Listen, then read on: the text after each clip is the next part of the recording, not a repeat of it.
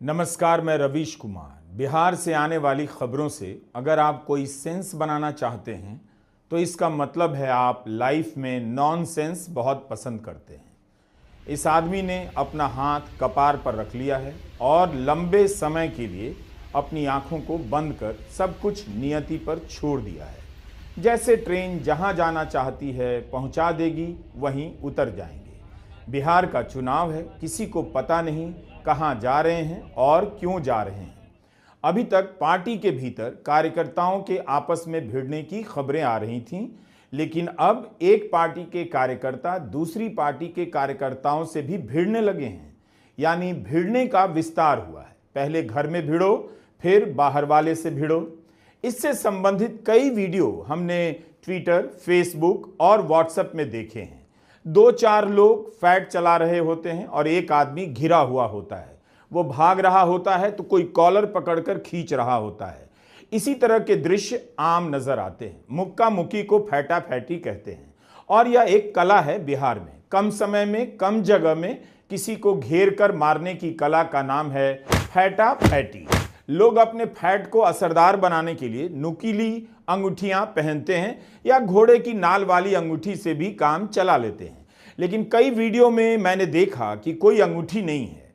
इससे प्रतीत हुआ कि फैटा फैटी करने वाला बेरोजगार है और कुंवारा भी। अगर छेका हो गया होता तो उसके फैट में अंगूठी तो होती ही। नुकीली अंगूठी वाले फैट से थूथना बचा लेना भी एक आर्ट है।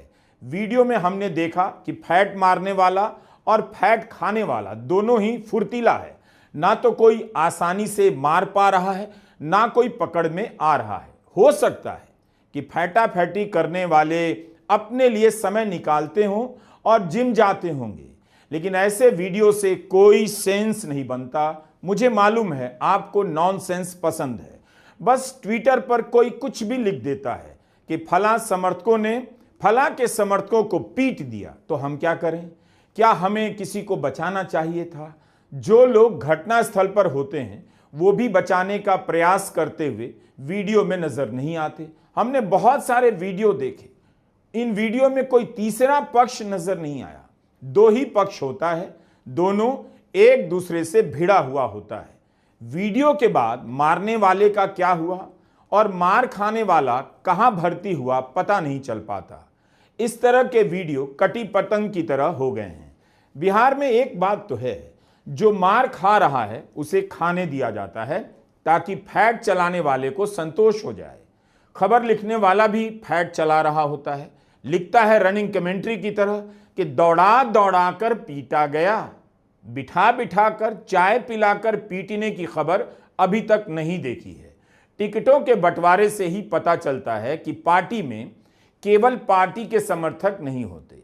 हर समर्थक किसी नेता का समर्थक होता है।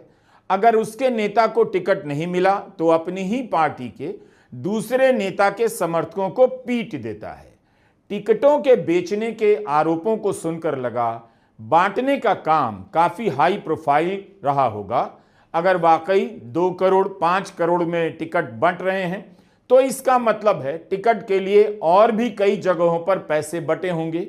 इसकी कोई डिटेल नहीं होती खबरों में कि एक आदमी ने टिकट के लिए कहां कहां पैसे दिए, किस किस को मीट भात खिलाया। पता सबको होता है, लिखता कोई नहीं। बस किसी उम्मीदवार के रोने का वीडियो आ जाता है।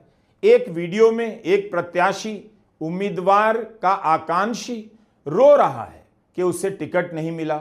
हाथ में सफेद तौलिया, तौलिए से आंखों को पोंछ रहा है क्योंकि पोंछने के लिए आंसू नहीं है। अखबार से पता चलता है बिहार 2 तरह से रोता है, फूट फूट कर रोता है या फपक फपक कर रोता है।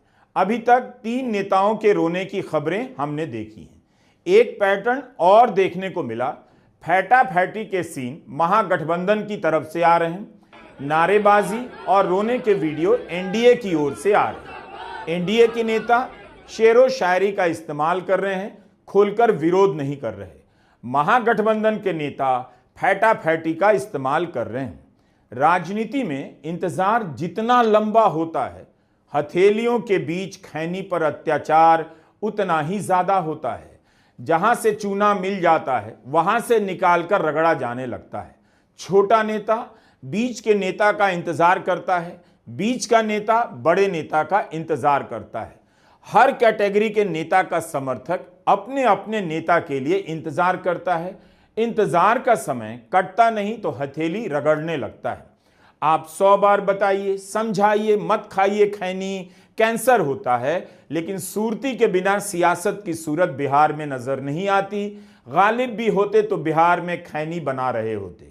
नेताओं के घर के बाहर गोलगप्पा, भूजा सब कुछ बिक रहा है, इसलिए बिहार के कवरेज का कोई सेंस नहीं मिल रहा है। अगर आप नॉनसेंस पसंद करते हैं तो आपकी बात अलग है। सामने से गुजरती ट्रेन को देखना विकास को भागते हुए या छूट जाते हुए देखने के समान है। इस ट्रेन की रफ्तार से एक भ्रम हो सकता है कि इंडिया रॉकेट की तरफ पटरी पर दौड़ रहा है। कई चुनाव इसी तरह गुजर गए, लेकिन जो जनरल बोगी में बैठा है उसके लिए एक सफर जीवन भर का सबर बन गया है। जहां बैठा है वहीं बैठा रह गया है। वह अपने जीवन में बदलाव विकास के आने से नहीं महसूस करता, बीच बीच में चना, भूजा, खैनी और चाय के आने से फील करता है। इनके आने से ही पता चलता है कि कुछ बदला है। ट्रेन का कवरेज केवल बाहर से बिहार में होता है, ट्रेन के भीतर लदाए ठुसाए लोगों का कवरेज नहीं है। अगर कवरेज होता भी तो इनके पास जवाब देने की वो शैली नहीं, वो जानकारी नहीं जिसमें जनता समझदार दिखे, चालाक दिखे, जिसे जीवन में इतना ही मिला हो उसका जवाब भी हां और हूं में होगा। यहां लटके हुए बैग को ध्यान से देखिए। बिहार ने इसे रस्सी से, रूमाल से, गमछा से बांध दिया है। चुनाव करने गए पत्रकारों को तो जरूर देखिए। ऐसा लग रहा है कि वे मस्क के रॉकेट से बिहार में लैंड किए हैं। बिहार चुनाव में इस बार माहौल काफी गरमाया हुआ है। देखिए कैसे गांव-गांव तक पहुंच रही है ये चुनावी लहर। उनकी देह भाषा बता रही है वे बिहार देखने नहीं गए, दिखाने गए हैं। जिन पत्रकारों ने कभी इस जनता की सुध नहीं ली, आगे भी नहीं लेंगे, वो जनता इन्हें दीदी भैया बुला रही है, आंखें फाड़ फाड़ कर देख रही है। इन पत्रकारों की भाषा कमाल की नजर आती है। जिसे देखिए वही रेघा रेघा कर बोल रहा है, ई को छोड़कर आ कर रहा है। जो भी दिल्ली से कवर करने जा रहा है, जा रही है, वो काबा, काहो, आहो, काहे बोलना सीख गया है। हिंदी में लगता है ई की सप्लाई कम हो गई है और आ की मात्रा लगा लगाकर हिंदी को बिहार में हिंदा बना दिया गया है।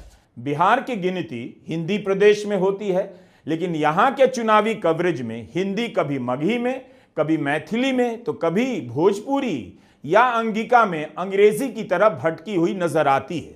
चुनावी कवरेज की भाषा से लगा बिहार में हिंदी विदेशी भाषा की तरह ट्रैवल कर रही है। अंग्रेजी की तरह हिंदी बोलने वाले गोदी एंकरों को बिहार की बोलियों ने परेशान कर दिया है।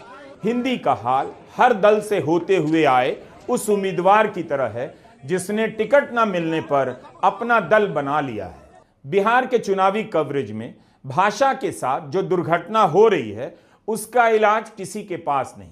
भाषा का हाल सोशल मीडिया में फैटा फैटी के वायरल वीडियो जैसा हो गया है।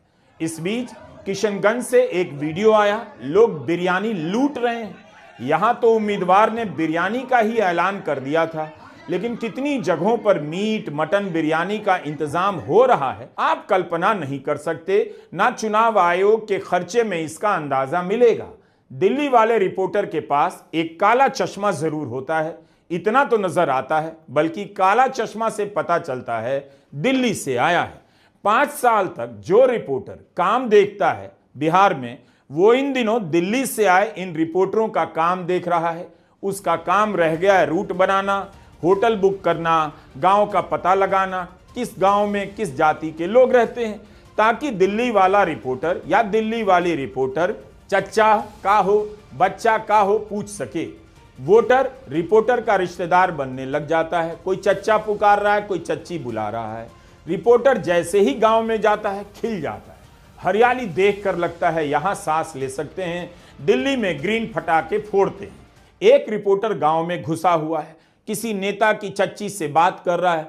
खुद की चच्ची से उसकी बात नहीं होती होगी, पता है रिश्तेदारी में 100 बातें होती हैं, लोग आपस में बात नहीं करते, लेकिन रिपोर्टर चाची का इंटरव्यू ले रहा है और परिवारों में मतभेद को उजागर कर रहा है, जबकि यह रिपोर्टर उस गांव में है जहां से वह केंद्र या राज्य की किसी भी योजना का हाल बता सकता है, मगर हाल नहीं ले रहा।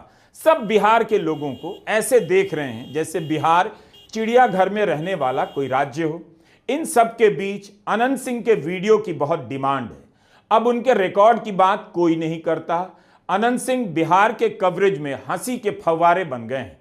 उनकी गाड़ी जहां भी रुकती है, प्रेस उनकी खिड़की पर आ टिकता है, कुछ भी पूछ देता है और अनंत सिंह भी कुछ भी बोल देते हैं।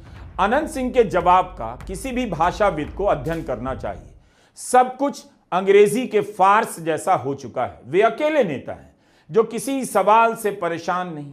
उन्हें देखकर लगता है प्रधानमंत्री नरेंद्र मोदी बेकार ही 11 साल से प्रेस के सामने आने से घबरा रहे हैं। अगर प्रधानमंत्री मोदी अनंत सिंह को अपना गुरु बना लें तो दिन में 300 बार प्रेस कॉन्फ्रेंस करने लग जाएंगे।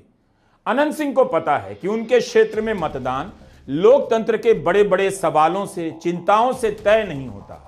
वे हमेशा निश्चिंत नजर आते हैं, जीत या हार के सवालों से ऊपर नजर आते हैं। उनकी स्वीकार्यता मीडिया में बता रही है कि मीडिया के लिए अब अनंत सिंह बाहुबली नहीं बल्कि बिहार के सबसे बड़े व्यंग्यकार हैं। इन नेताओं ने भी मीडिया को ठीक से समझ लिया है, जान गए हैं यह प्रेस नहीं।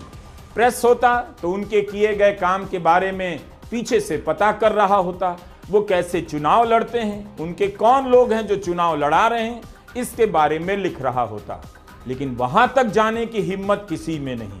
इसलिए सब अनंत सिंह की कार की खिड़की पर आते हैं और अनंत सिंह भी निराश नहीं करते।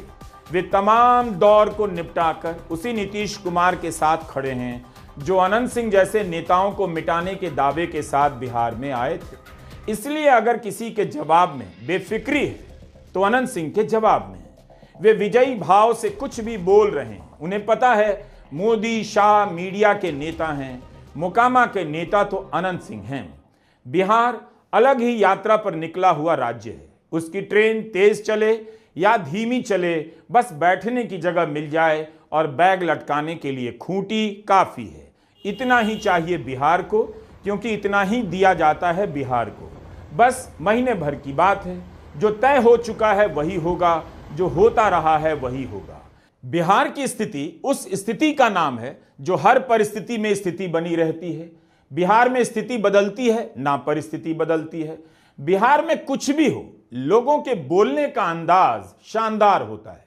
किसी भी पत्रकार की लोगों से बातचीत सुनिए, ऐसा लगेगा कि दुनिया के सारे अभिनेता बिहार की सड़कों पर मौजूद हैं और सवालों के जवाब की एक्टिंग कर रहे हैं।